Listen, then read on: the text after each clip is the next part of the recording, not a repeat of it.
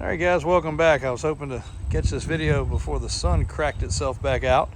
This should be a pretty good informative video today to teach you some legal precedents about buying a vehicle in Virginia and multiple other states, as well as just some free advice and things to look for, things to check, keep yourself from getting scammed, and other things. My dad was always huge about giving back, and I found through some of these videos that I've been doing, people really appreciate the extra advice. Of course, people love seeing the cool content and the cool trucks and everything as well.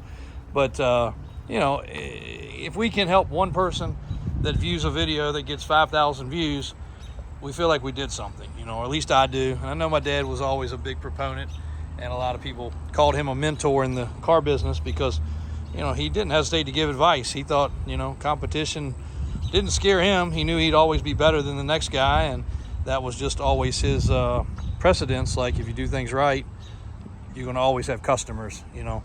I sometimes doubted that and was like, you know, hey, we don't need to give our trade secrets away. But again, you know, if you can be better than the next guy, and that's not hard to do in the car business because a lot of people do it wrong.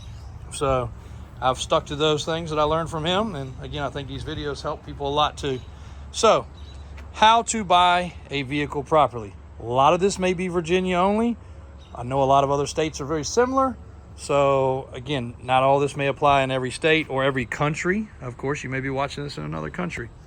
But in Virginia, a vehicle is supposed to be Virginia state inspected. You can see right there, current inspection done by us. And don't just take the inspection sticker for granted. Look at the actual paper that should also go with it. And if the dealer says, oh, my detail guy threw it away, they should have it in their file also. So not only do we have one in the vehicle, we also have one in our file.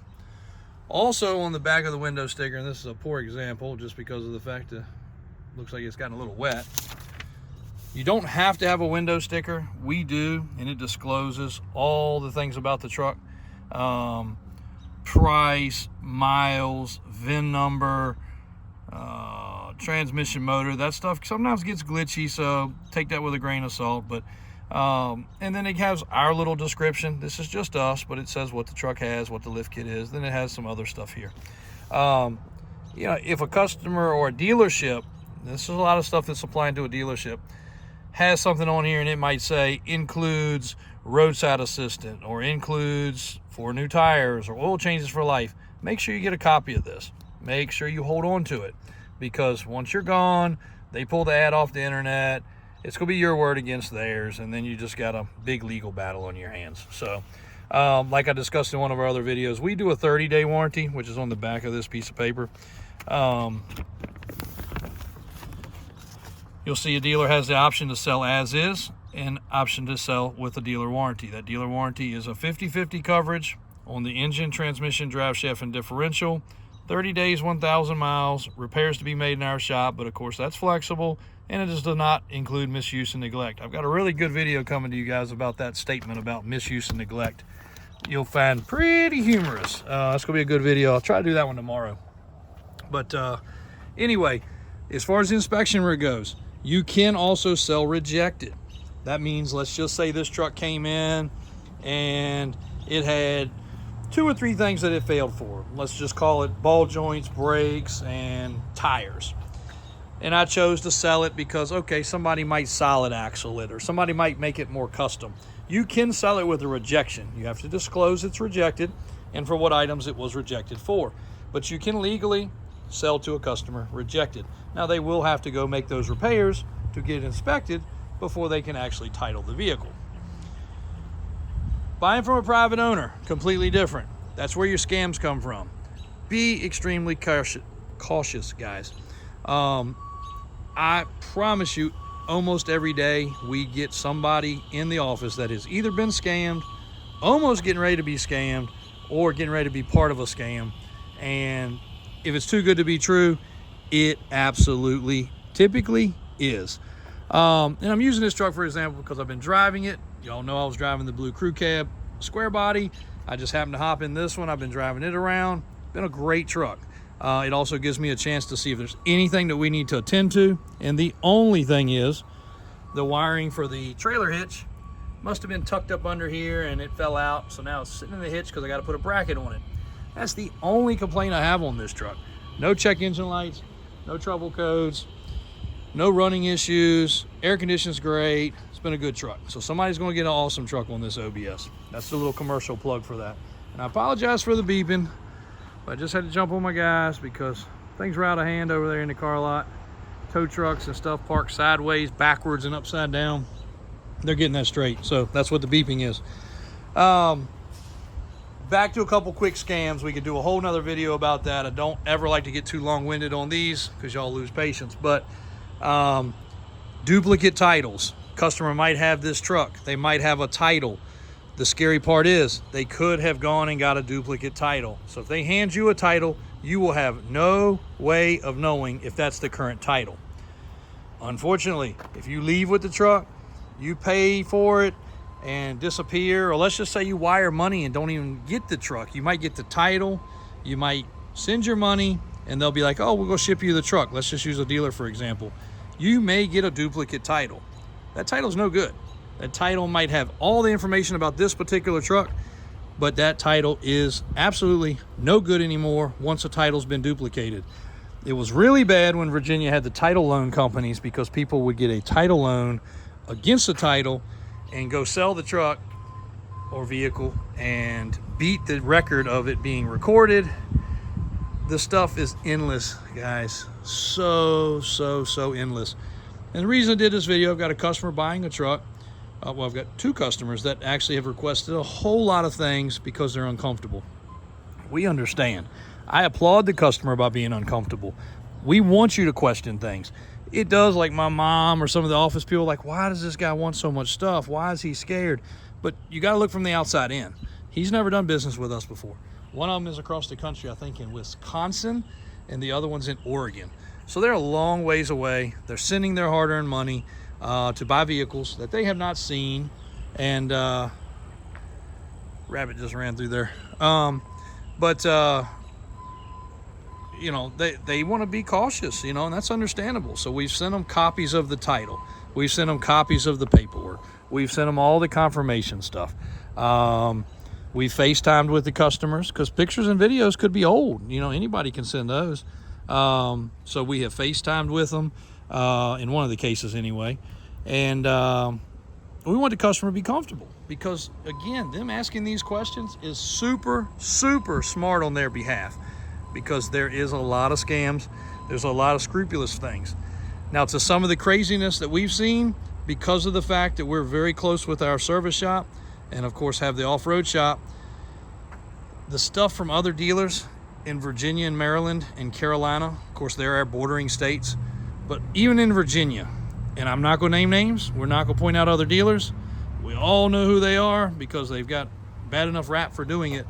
But we've had customers buy trucks. We can't own every truck.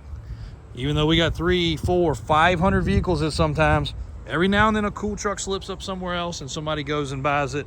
And then they come to us, you know, a week later and they're like, JW or Brian or Daniel, whoever they talk to, and they're like, I got this crazy noise in my wheel. Can you guys check it out? Like, it sounds terrible.